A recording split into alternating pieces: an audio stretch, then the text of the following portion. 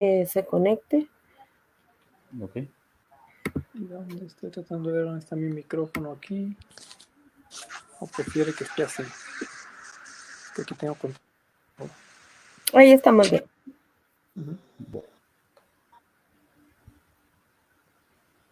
Ok, empecemos. Ok, muy buenas noches. Mi nombre es Gilberto Escobar y Estefa Arriaga, mi compañera, que estaremos el día de hoy realizando esta entrevista. Es un gusto acompañarlos nuevamente por Facebook Live en vivo en el programa Problemas Técnicos de Prensa Comunitaria. Hoy es viernes 22 de mayo del 2020, Día del Estudiante Universitario, y son ya las 7:05.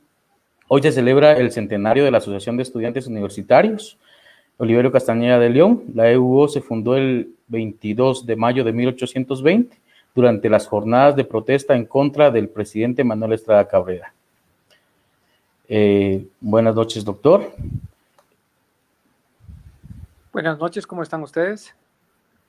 Muy bien, el día de hoy con nosotros está el doctor Edwin Asturias, es guatemalteco, se graduó en 1989 en la Universidad de San Carlos y realizó su práctica médica en Estados Unidos, donde ha estudiado y ejercido en los últimos 25 años. En la Universidad de Denver desarrolló su carrera como profesor, investigador y médico. En los próximos días estará arribando a Guatemala.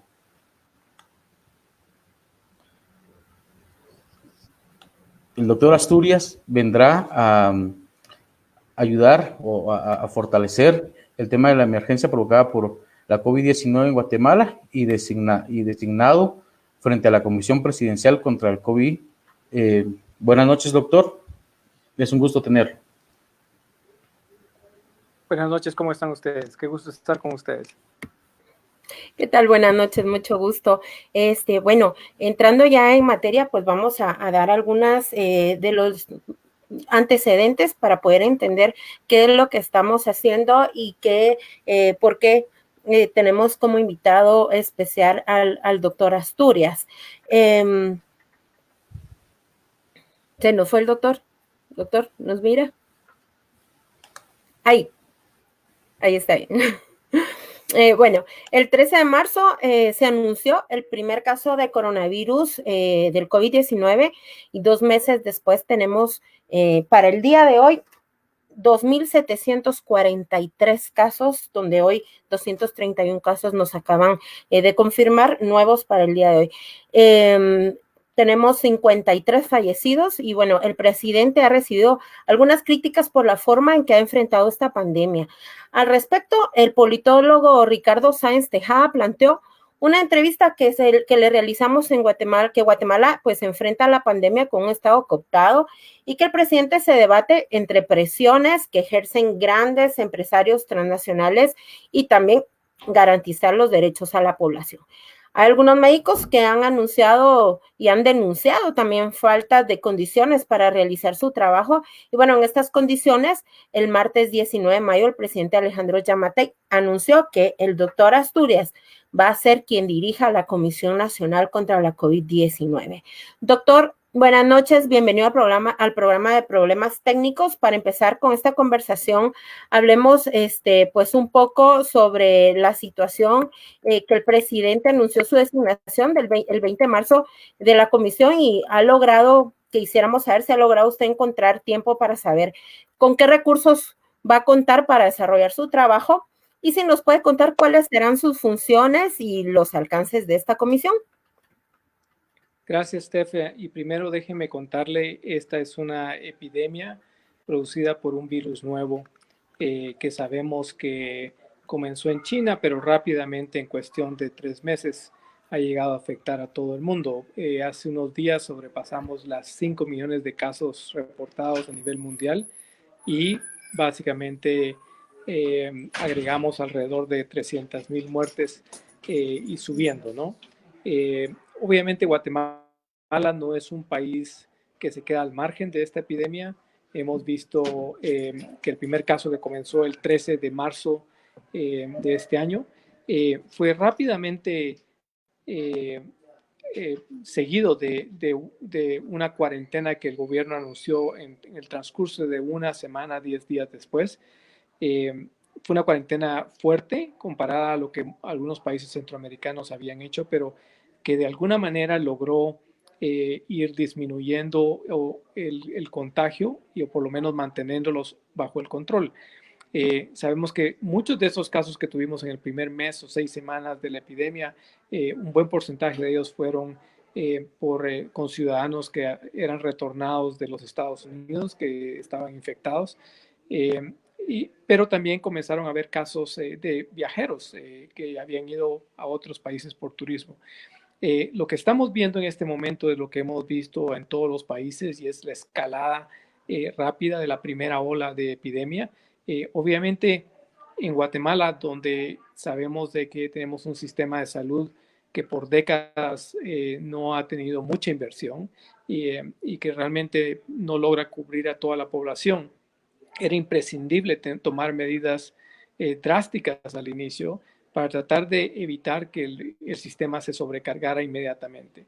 Y yo creo que eso nos ha ganado un poco de tiempo. La población ha tenido tiempo para irse preparando a lo que llamamos esta nueva normalidad, pero obviamente tiene el contrapeso que llevamos ya mucho tiempo estando en esta cuarentena y a veces las personas comienzan a cuestionar por qué tenemos que seguir guardados cuando obviamente el virus viene de todos modos.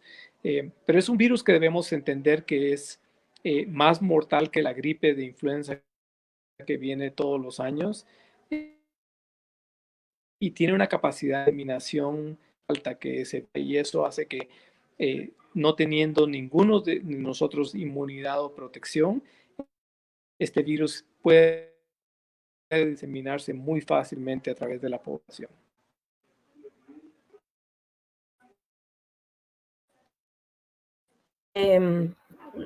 Sí, por supuesto, es entendible y como usted dice, es un virus nuevo y todos nos estamos acostumbrando a esto.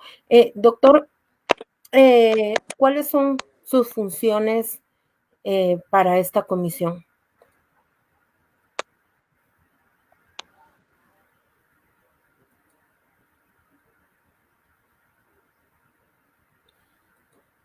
Doctor, ¿nos escucha?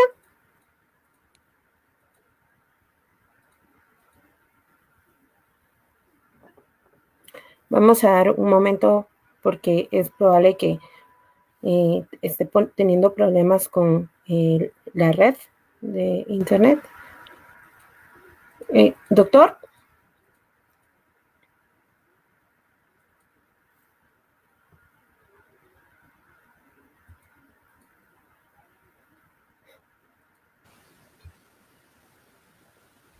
Sí, tenemos problemas técnicos y se congeló. Vamos a ver. Sí.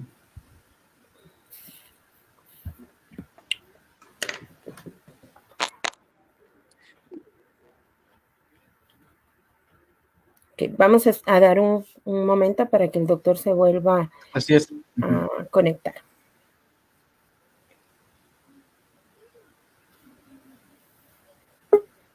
Bueno, aquí está de nuevo. Y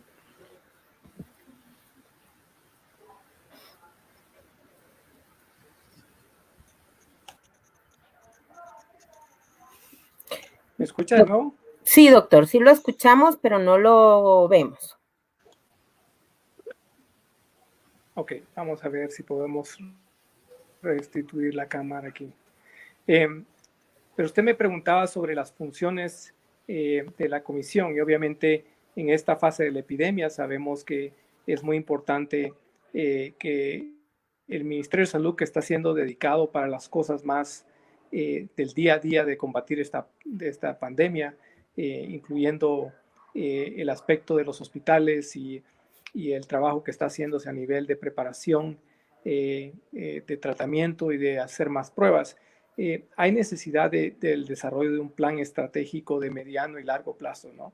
Entonces, parte de la función de esta comisión es aglutinar, articular con los diferentes sectores, ¿verdad? Tanto los sectores locales como el sector privado, el sector público, el sector académico, tratar de todos conjuntar en un plazo, un plan que todos básicamente estemos de acuerdo para las siguientes fases y que nos permita no solo ir combatiendo esta pandemia adecuadamente, sino de alguna manera comenzar a reactivar la economía en cuanto estemos listos y veamos que esta curva de la epidemia comienza a disminuir, la tenemos de alguna manera bajo control. Obviamente este virus va a estar con nosotros por los siguientes 6 a 12 meses y por tanto no es una cuestión pasadera. Vamos a tener que aprender a vivir con él, pero a vivir con él de una manera que no afecte a la mayoría de la población más vulnerable. Uh-huh. Doctor, de acuerdo a su experiencia y a las estimaciones que se han hecho, la evolución de la pandemia en Guatemala, en una de las publicaciones que usted hizo en su cuenta de Twitter, usted dijo que las próximas semanas iban a ser críticas en cuanto al comportamiento de la pandemia. ¿Cuál es su evaluación de esta situación en relación a este comportamiento de la pandemia para las próximas semanas? Bueno, lo tradicional de nuevo es que una curva epidémica comienza en pequeños casos, ¿verdad? Y eventualmente lo que usted comienza a observar es una reproducción. Y esa reproducción uno la comienza a observar por el número de casos que se están contagiando a las personas. Este virus es capaz de tener un número de reproducción, le llamamos nosotros los infectólogos, que oscila entre 2 y 3,5, ¿no? 3.5. ¿Qué significa eso? Cada persona que está infectada en promedio puede contagiar a 2 o 3 personas más.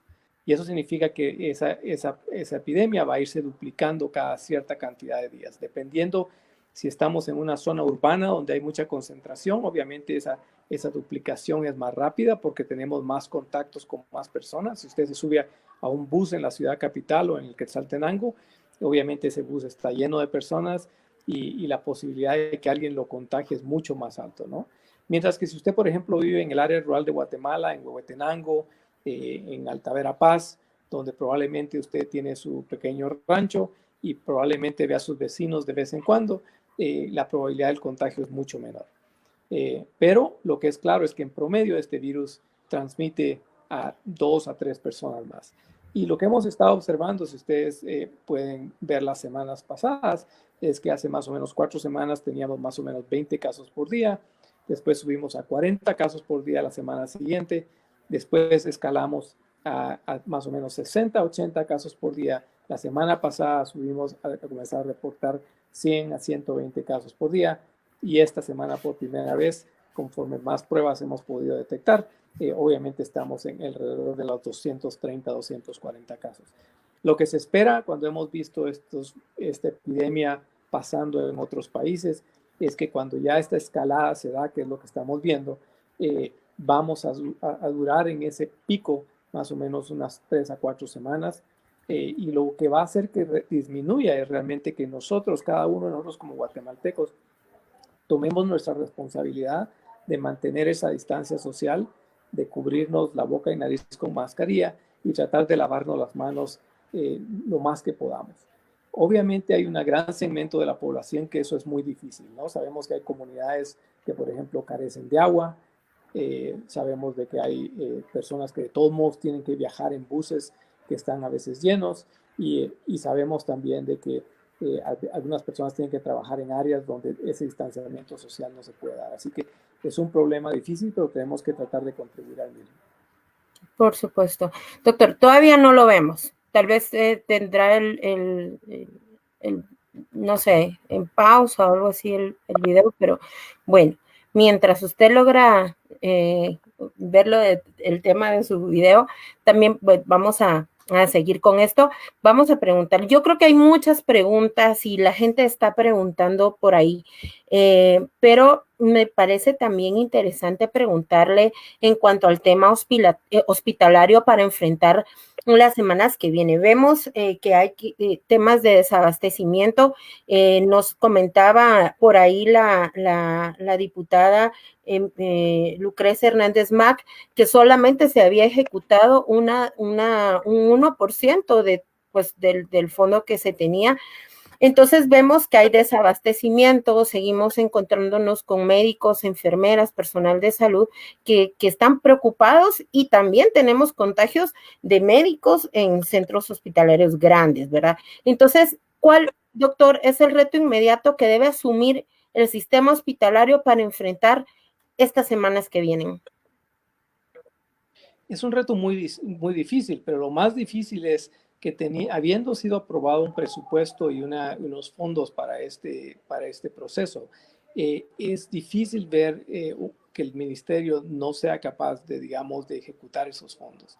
Y tenemos que estar claros de que este no es un problema en este momento. O sea, básicamente, previas administraciones también han tenido una pobre ejecución presupuestaria. A veces el ministerio en varios de sus programas a veces no llega a ejecutar más del 13 al 14% de su presupuesto anual, lo cual es increíble porque no solo el sistema de salud ya está deficiente, sino que ser incapaz de ejecutar el presupuesto es un problema crónico de la administración pública.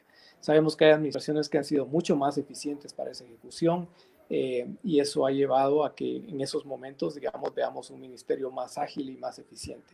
Pero es importante porque en esta pandemia, cuando ya los fondos han sido aprobados y tenemos esa disponibilidad, debiéramos poner al mando de esa ejecución a las mejores mentes burocráticas para básicamente tratar de hacerlo dentro de la ley, pero hacerlo eficientemente. Yo creo que hoy por hoy cada guatemalteco en el sistema burocrático, si estamos hablando de la Contraloría de Cuentas, el Ministerio de Finanzas, todos están muy interesados que ese presupuesto se ejecute, porque de nada sirve que el Congreso nos dé dinero si no podemos ponerlo en marcha para proteger a los médicos y para darles servicios a la población.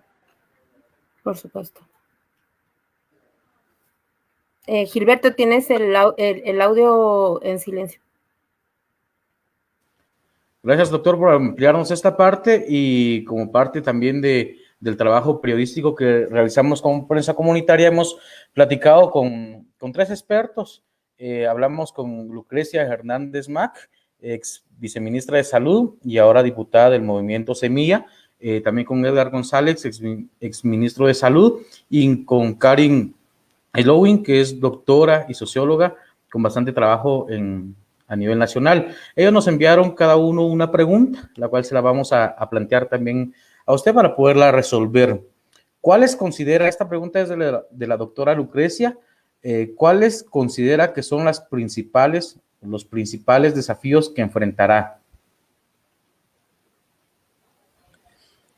Yo creo que el principal desafío de la comisión es estar seguros de que podemos proveer la mejor apoyo técnico de las estrategias que debemos tener en marcha tanto a corto como a mediano plazo en esta pandemia. Cómo articular a sectores que tradicionalmente no han trabajado juntos o les cuesta trabajar juntos y cómo lograr que todos comprendamos que esto es una tarea común, ¿verdad? Obviamente va a haber barreras enormes que librar, pero yo estoy esperanzado que el presidente me llama en un momento donde los guatemaltecos sabemos de todos los estratos sociales que si no ponemos cada uno de nuestra parte y encontramos un común denominador, o sea, un solo objetivo de cómo salir de esto, no solo va a sufrir, digamos, la población en general, van a sufrir el sector productivo del país, va a sufrir el sector educativo del país. En fin, no hay nadie que escape a los efectos de esta pandemia y yo creo que es muy importante superar ese desafío de la no colaboración previa.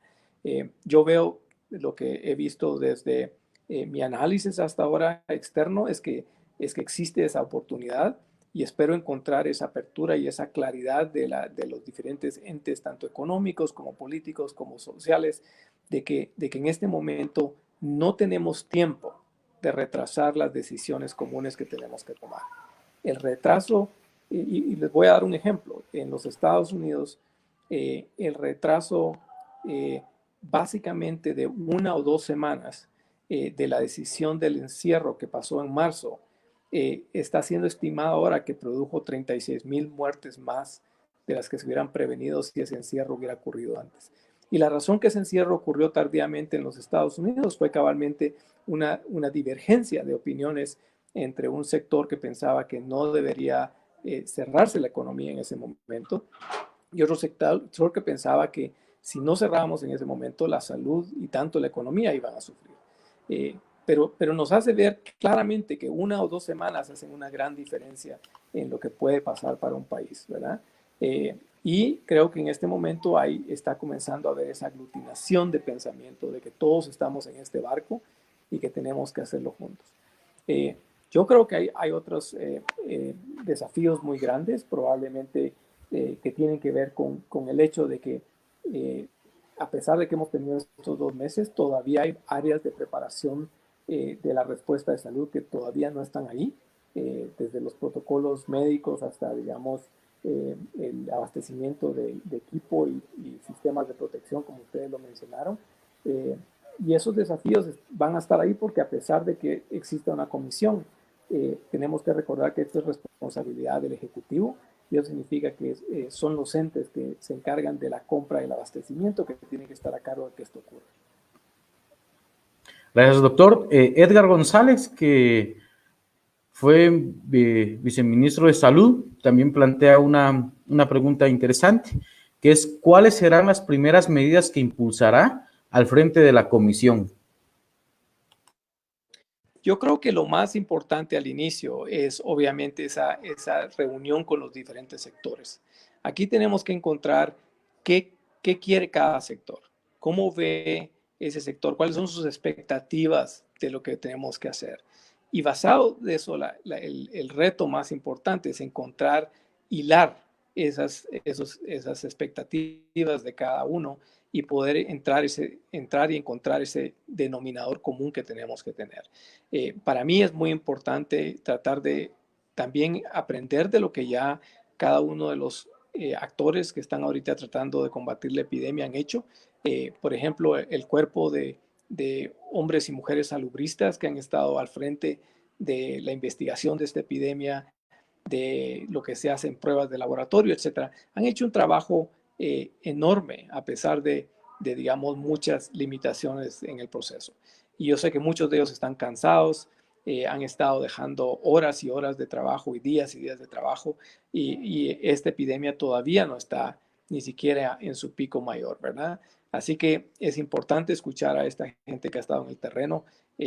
Obviamente cada vez vemos más a nuestros médicos y enfermeras sacrificándose día a día y obviamente a la población misma, ¿verdad? Entonces hay todo un proceso de consulta, pero que tiene que ser una consulta relativamente eficiente. Aquí no podemos estar esperando digamos, a debatirnos en procesos ideológicos, digamos, o en procesos de pensamiento que lleven a retrasar, digamos, las medidas que tenemos que tomar. Las medidas, de nuevo, si se delatan más del tiempo necesario, van a impactar enormemente tanto la salud de los guatemaltecos como la economía. Gracias, doctor. Karen Slowing es médica y socióloga, también hace el siguiente planteamiento, la siguiente interrogante, que es, ¿sabe de dónde saldrán los fondos para financiar la comisión?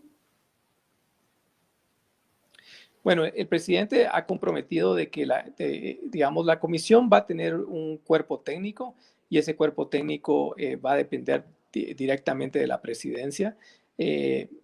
Realmente la inversión de la comisión no debe ser muy grande porque muchos de sus constituyentes son los entes de gobierno que ya están trabajando en el proceso. Lo que se espera es esa coordinación. Obviamente no tiene por qué financiarse, digamos, nada desde el punto de vista del sector privado, del Instituto Guatemalteco de Seguridad Social, y mucha gente realmente, inclusive de sectores académicos, sociales, han estado comunicándose conmigo para ofrecer sus servicios voluntariamente. Yo estoy increíblemente impresionado por personas que me llaman y me escriben y me dicen, mire, este es mi expertaje, yo quisiera colaborar y por favor sepa que lo voy a hacer de una manera voluntaria. Así que ese es el espíritu de los guatemaltecos que yo estoy tremendamente impresionado, gente que está dispuesta a entregar su tiempo porque sabe que este es un esfuerzo de todos y que este es el momento de darlo todo por el país. Claro. Doctor, en relación a las pruebas para la detención del COVID, hay muchas dudas. Queríamos saber qué orientaciones se van a promover, qué tipos de pruebas, si las va a hacer el Ministerio de Salud nada más, o si se va a trabajar con el ICS, cómo va a ser este trabajo con el ICS, pero también preguntarle esto. Hasta hace muy poco tiempo se habían realizado 400 pruebas aproximadamente, 402 pruebas por millón de habitantes. Ahora pues se están realizando más de 1.500 pruebas diarias. Sabemos que entre más pruebas van a haber muchos más casos. Eso lo vimos en el caso, por ejemplo, de Panamá, ¿verdad? Que habían muchísimas pruebas, más de 2.000 pruebas por millón de habitantes y bueno, claro, los números iban para arriba. ¿Cómo vamos o cómo va a trabajar usted con las pruebas? ¿Qué tipos de pruebas? Y si se van, y también aprovechando a preguntarle cómo va a ser esta relación con el Instituto Guatemalteco de Seguridad Social. Bueno, primero yo creo que el gobierno y el sector público que estaba al frente mucho de levantar la capacidad de diagnóstico y de investigación de esta epidemia, con el apoyo muy grande de organizaciones como Fundesa y parte del sector privado, hemos estado llegando ya a un punto medio, diría yo. O sea, todavía no estamos al punto del número de pruebas que creemos que necesitamos, ¿no? Yo he establecido como una meta el que podamos llegar a 5,000 pruebas por día, que creo que no nos va a dar, digamos, todo lo que necesitamos, pero por lo menos el mínimo necesario para saber cómo la epidemia avanza. La mayoría de estas pruebas para el diagnóstico de casos agudos tienen que ser lo que llamamos las pruebas moleculares. Estas pruebas es lo que llamamos el hisopado nasal o el poner una prueba de la nariz. Son pruebas para detectar el virus activo. Significa que quien tenga esa prueba positiva obviamente tiene el virus presente en su cuerpo o lo acaba de tener. Y después hay un segundo tipo de pruebas, y ese segundo tipo de pruebas es lo que llamamos las pruebas serológicas. Lo que las pruebas serológicas hacen es medir la respuesta del cuerpo al virus, y eso significa que, digamos, tarda más o menos 1 semana a 2 en que el cuerpo comienza a hacer anticuerpos en contra del virus para poder controlarlo, y lo que estas pruebas serológicas hacen es medir esos anticuerpos que están respondiendo. Esa serología no nos sirve mucho para diagnosticar casos agudos, solo nos sirve para decir que alguien ya contagió el coronavirus y que por tanto es un caso que probablemente ya desarrolló algún tipo de protección o defensas en contra de este virus. Así que en este momento de la epidemia, las pruebas que más nos sirven son las de detección de casos agudos. Conforme la epidemia vaya avanzando y más gente se vaya infectando, vamos a hacer una combinación entre esas pruebas moleculares y las pruebas serológicas para ir detectando qué porcentaje de la población ya ha sido infectada. El Seguro Social yo lo miro como un ente trascendental en este proceso. ¿Por qué?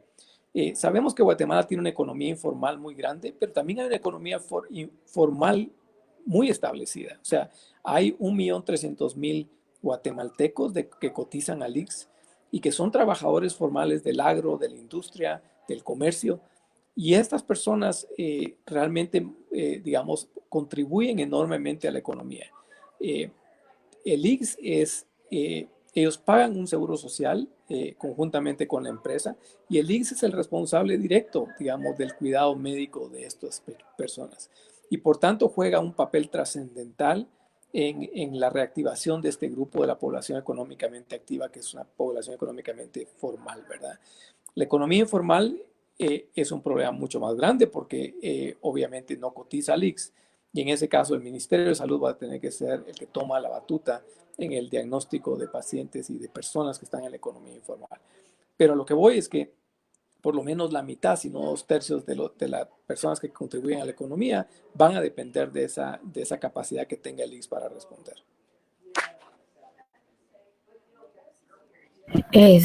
Doctor, hablando un poco sobre este tema de la prevención y cómo usted ha mencionado varias veces eso, en estas últimas semanas las disposiciones presidenciales tendieron también a relajar las medidas sanitarias para controlar la emergencia. Algunas fábricas no han detenido sus labores y bueno, ya vimos hace poco una maquila con más de 900 trabajadores, de los cuales muchos están infectados. Trabajadores también han denunciado la falta de condiciones para hacer su trabajo y recientemente, también como en los call centers, por ejemplo, y recientemente se conoció, pues se han ido conociendo estos casos donde han dado positivo a la COVID-19. Doctor, ¿está preparada Guatemala para implementar un sistema laboral con distanciamiento físico o las condiciones ahorita laborales nos van a predisponer a una nueva ola? Bueno, primero vamos a tener que salir de la primera ola, así que yo diría que el problema en este momento es que si las empresas no toman esta epidemia seriamente y comienzan a establecer mecanismos para poder asegurar ese distanciamiento social, esa protección de los empleados en el trabajo, lo que vamos a ver es una primera ola más grande de la que la anticipábamos, ¿no? ¿Debe entender? O sea, básicamente no solo vamos a escalar más alto, sino que vamos a estar ahí arriba por más tiempo. Y eso es un problema para el sistema de salud, es un problema para cada uno de los guatemaltecos y es un problema para las empresas como tal. Eh, yo lo decía ya hace unos 6 semanas, digamos, el problema de atreverse a abrir tempranamente sin las condiciones correctas es que van a existir estos brotes adentro de las empresas y el problema más grande es que entonces el ministerio se va a ver obligado a cerrarlas totalmente. Y la pérdida económica que una empresa puede tener para sí con estos cierres es muy grande, ¿verdad? Eso lo hemos visto en todas partes del mundo. Entonces, está en el mejor interés de las empresas realmente comenzar a trabajar en esos protocolos. Ahora, esos protocolos no están muy claramente delineados todavía.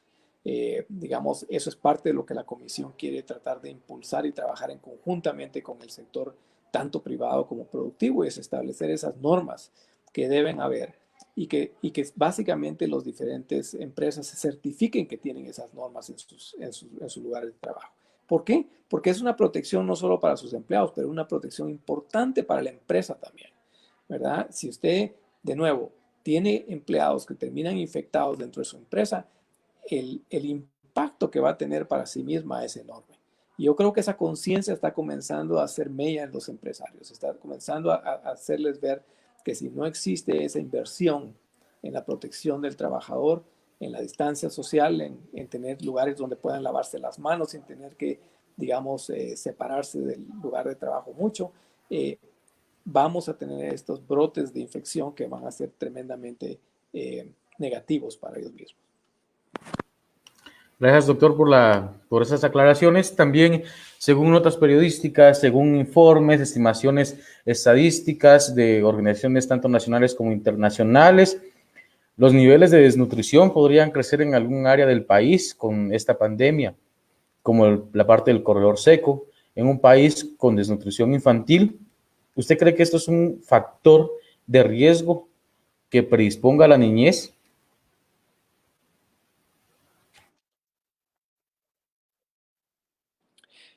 No hay duda, yo creo que veo dos problemas con la desnutrición y a veces pensamos en desnutrición solo en los niños, pero la verdad es que la desnutrición es un problema de toda la familia, ¿verdad? Obviamente se manifiesta mucho más en las personas vulnerables de esa familia. ¿Y quiénes son las personas vulnerables de una familia? Los niños, pero también los mayores de edad, ¿verdad? Y sabemos que esta epidemia, este virus en específico, tiene una preferencia por producir muerte y mucha enfermedad en las personas mayores de los 60 años. Y a mí me preocupa mucho porque muchas personas grandes, mayores de 60 años, sobre todo en las áreas de alta desnutrición, también están desnutridas. Y eso me preocupa porque creo que va a ser un factor de riesgo probablemente para el desenlace de esta infección en muchas de estas personas. En los niños, hasta ahora, por lo menos en los países industrializados y desarrollados donde este virus ha comenzado a afectar, vemos que tienen una enfermedad mucho más leve. O sea, la probabilidad de morir o de enfermar seriamente de los niños es mucho más baja que la de los adultos. Pero todavía no tenemos datos si los niños desnutridos se comportan de la misma manera, ¿verdad? Y si sabemos que los niños desnutridos, cuando a veces les dan otros virus, por ejemplo, el virus de la influenza o el virus del catarro, a veces terminan con lo que llamamos nosotros una superinfección. O sea, encima de que les cae el virus respiratorio, a la semana o 2 semanas después, es muy probable que se infecten por una bacteria y esa bacteria es la que causa neumonía y a veces la muerte en estos niños. Así que está por verse si va a afectar a la población de niños desnutridos, pero no tengo ninguna duda que va a tener un impacto muy grande en la población de adultos mayores desnutridos. Y doctor, finalmente, ¿cuáles serían las recomendaciones sobre las acciones más importantes para quienes nos están viendo, los que nos siguen en Problemas Técnicos, que es parte de un programa de prensa comunitaria? ¿Cuáles serían las recomendaciones finales para la sociedad en general?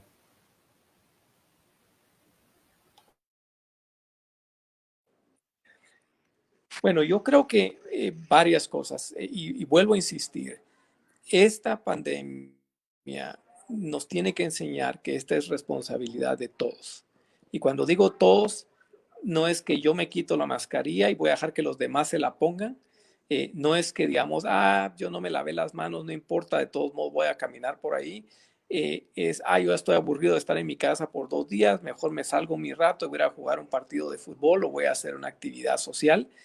No, esto es una epidemia seria que a pesar de lo que nos ha costado estar encerrados, necesita de nosotros una conciencia de que si no tenemos que estar fuera de nuestro entorno, no debemos salir, porque el riesgo de que alguien nos contagie o contagiemos a alguien y esa persona traiga el virus a nuestra casa, donde tal vez hay una abuelita que está vulnerable o que está el papá de uno que tiene diabetes o que está, digamos, una persona que tal vez fumaba y ahora o tiene hipertensión.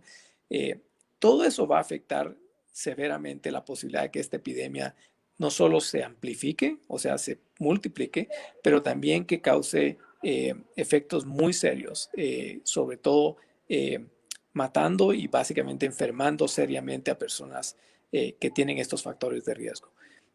Creo que cada uno de los guatemaltecos tenemos que tener esa conciencia, pero sé al mismo tiempo y reconozco la necesidad que tienen muchas personas en Guatemala de trabajar, que sin poder trabajar, digamos, y llevar el pan y la comida todos los días a su casa, básicamente no pueden comer esa noche o no pueden comer ese día.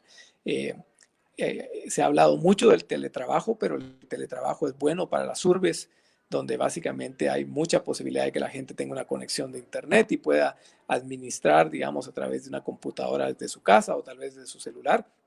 Pero ese no es la mayoría de la población guatemalteca, ¿verdad? La mayoría de la población guatemalteca tiene que transportarse en buses, tiene que básicamente regresar a su casa y tratar de hacer sus compras para estar en el día a día y esperar ese pago de quincena para poder tener que comer. Y eso lo hace mucho más difícil porque a pesar de que tenga que haber un esfuerzo, no siempre están las condiciones para que podamos mantenernos protegidos. Pero en lo posible, debemos tratar de hacerlo porque es la única manera que vamos a proteger a los seres queridos y proteger a nuestras comunidades.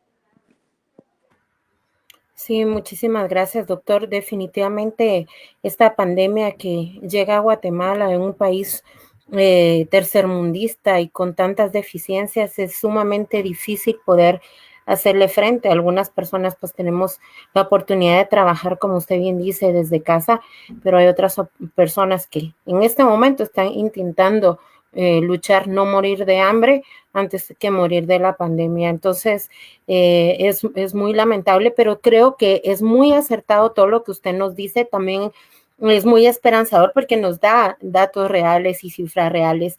Y queremos, pues, doctora, agradecerle muchísimo por darnos este tiempo en prensa comunitaria. También queremos dar las gracias a quienes nos han seguido esta transmisión y al equipo que hizo posible la transmisión del programa. Un especial agradecimiento también a la diputada Lucrecia Hernández Mac, al ex viceministro de Salud Edgar González y a Karin Slowin por acceder a participar y hacernos llegar sus preguntas. Y bueno, vamos a hacer esta entrevista que tuvimos con el doctor, lo vamos a hacer de forma escrita para que seguramente muchas de las personas que se conectaron después van a poder resolver muchas de sus dudas. Sabemos que muchas personas nos están escribiendo, pero bueno, ahora se nos acabó el tiempo por el día de hoy, pero estoy convencida que vamos a volver a tener la oportunidad de poder platicar con el doctor. Sabemos que viene un trabajo fuerte, pero cuente también que con el apoyo de todos los guatemaltecos, porque vamos a hacerle entre todos frente a esta pandemia. Y muchísimas gracias, doctor, por su tiempo. Muchas gracias, Steph, y muchas gracias, Gilberto. Lamento que la cámara no nos haya funcionado en una buena parte de la entrevista, pero agradezco su tiempo. Y de nuevo, quiero agradecer sobre todo a los médicos, enfermeras, trabajadores de salud, a todos ustedes que están sacrificándose desde casa para que contengamos esta epidemia. Realmente no puedo decir más que me siento muy orgulloso de los guatemaltecos que día a día sacrifican su trabajo y todo lo que hemos estado haciendo para tratar de que no haya tantos muertos y que básicamente salgamos de esta pandemia lo mejor que podamos. Así que estamos con ustedes y pronto va a ser un momento para estar en la tierra y poder trabajar hombro a hombro con ustedes. Claro que sí, cuente con nosotros. Y bueno, Prensa Comunitaria es su casa. Usted sabe que tiene las puertas abiertas siempre con nosotros.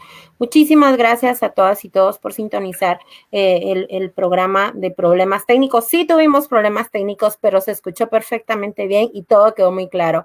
Entonces, mis respetos también, y mucha gente está enviándole mensajes y saludándolo y tiene preguntas. Doctor, ahí quedan las preguntas y los mensajes de cariño para usted. Muchas gracias a todos y todas. Estamos en contacto en Problemas Técnicos de Prensa Comunitaria. Muchísimas gracias.